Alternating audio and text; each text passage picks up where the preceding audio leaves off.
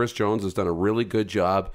We often talk about how good he is at making adjustments at halftime in games you think the Riders maybe don't deserve to win or haven't played very well at in the first half, and they've had a really good second half. So a lot of credit's got to go to Chris Jones and his staff. He's really hasn't wavered from where he took over this team and the way it's grown year over year to get to this point.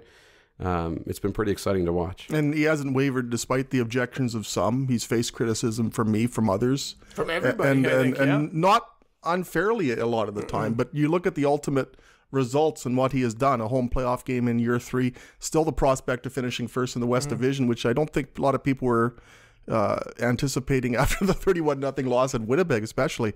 What Chris Jones has done has been, it's taken a little longer than perhaps some people would have liked, but look where they are now. It's hard to argue with the results, and there's still more to come. He's stuck with his plan, and he hasn't let anything outside that, waver. And when you say, how did it happen? How did they get to this point? Well, look no further than their record in the West.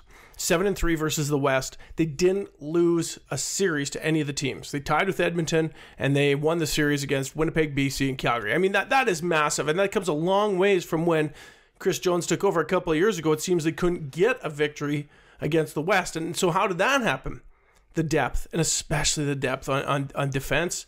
I mean, guys go down. There's guys out there playing. Cameron Judge, Sam Hurl. You don't even hardly hear their name called, but they're contributing out there. Zach Evans, the Canadians, are really contributing. And then you get the Antiguas.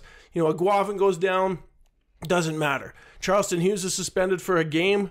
Doesn't matter. You beat Calgary. It's the depth of this team that wasn't there when Chris Jones took over. And so I think a lot of the nod has to go to Chris Jones, the general manager, even though that first year, I mean, they had a lot of people through the turnstiles. It was like Disneyland.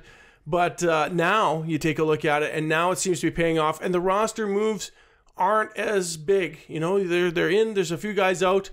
You see Trey Mason go down here in the last game against BC. Well, yeah, that's too bad.